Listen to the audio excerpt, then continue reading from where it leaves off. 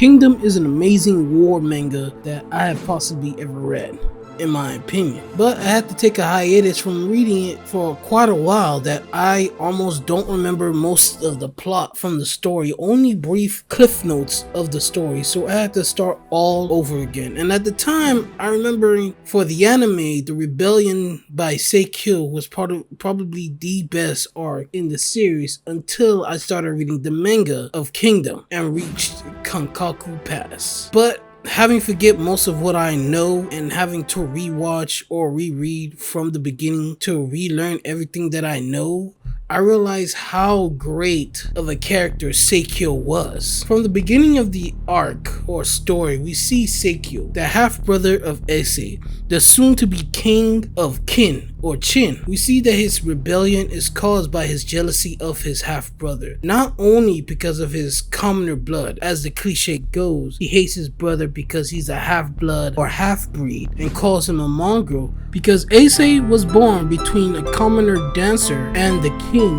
making him to be a half-blood, while Sei Kyou was born between the royal princess and the king, making him a full-blood in his eyes. But also because his brother stole the throne that Sei Kyou believes to be rightfully his by divine providence because he is a full-blood royal. At first you think this is a cliche setting for a character. He moves on, he gets defeated, is imprisoned or killed, and to never be seen or talked about ever again in the story, or even mentioned in passing. He was that type of character, or seemingly that type of character, only to be revealed later that he wasn't executed for his rebellion, but actually imprisoned later for Issei's trump card against rivalry to gain back power in the king's court. But man, when he returned, not only was his return filled with such suspense on who could be the trump card of Issei's to return powers to the king court to give him an edge against rivalry, he also has such an aura of like, damn, even imprisoned, he had such a majestic aura and shows just how much of a threat Sei Kyou really was, even if he was defeated. It was such a huge change in how incredible of a character he became. He still holds on to his haughty attitude that only a true royal blood can sit upon the throne and have any claim to it, even while saying this to Issei himself, the one who defeated him. But at this point in time, these words coming from him feel like they have weight because of his mannerisms, that there's just something about him that has become more fitting for those words.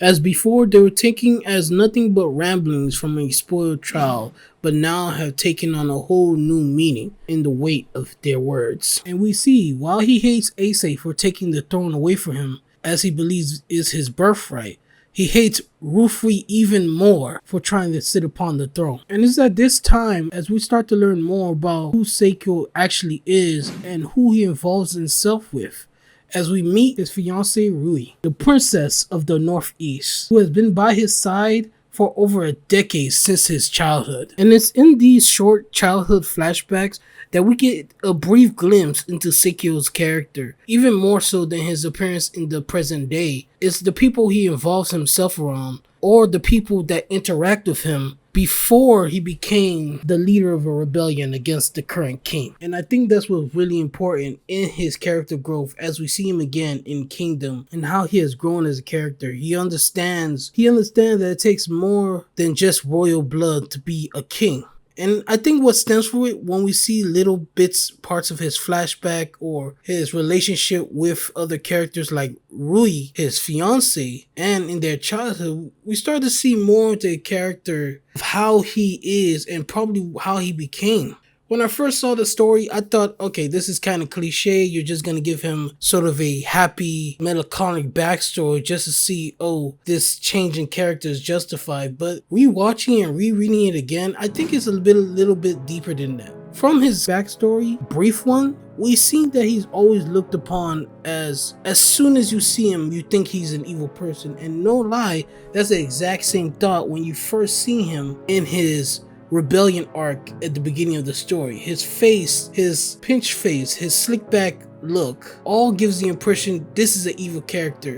It also reminds me of another character from another manga who had the same exact design look and almost character setting called Eijo Densetsu, but because of the character and the story setting, it set out to change everything from its character, its setting, and even its premise, to flip everything on its head and not to judge a book by its cover. Which I believe is probably one of the reasons he fell into the royal blood, because he was always looked upon as always going to be an evil person just because of the way he looked. He probably felt that people only came to him or only latched onto him or related to him or developed a relationship with him because of his royal blood, because he was royalty, because he was related to the king and had royalty in him, that he thought that was the only reason people of any interest developed a relationship with him, because he had power. And the only thing people understood or wanted was his power. But it seemed after he got defeated and in prison, there were only a few people that stayed by his side, and he changed for the better because of that. He realized it wasn't just because of his power that people stayed or people can grow to him.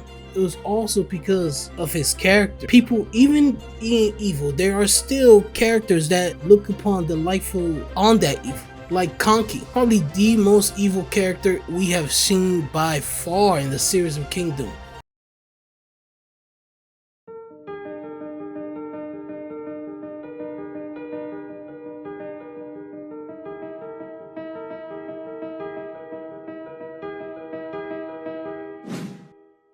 But even he, probably proclaimed as a demon king, is loved by his subordinates, at least some of them, because of his evilness. And I think that speaks to a lot to, in the short instances and brief we've seen this character, how much impact, how much compact his story is. It actually makes you wonder, damn, how far could he have gone to see a little bit more of him? Whether it be because of maturity, his defeat to Issei, Shin's words of being alone with no righteousness, or Rui still standing by his side even after his defeat. Or it could be a mix of all of these into together to become the man he was in his final moments.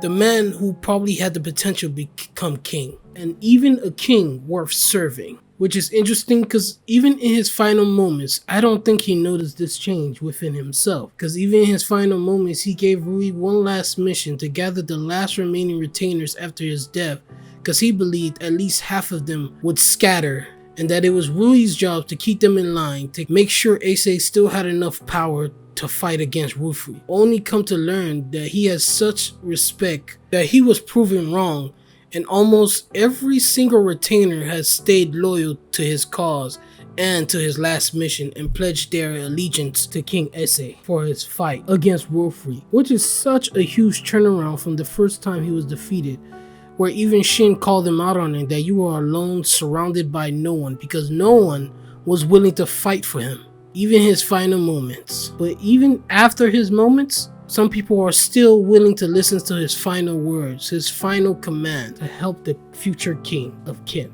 It just shows how strong of a character Sei Kyou had truly become. Probably so strong, if he had survived, he would have become another threat to the throne. It speaks volumes to his character and his archetype that is only after his defeat, after losing his claim to the throne, that he finally becomes worthy to be king.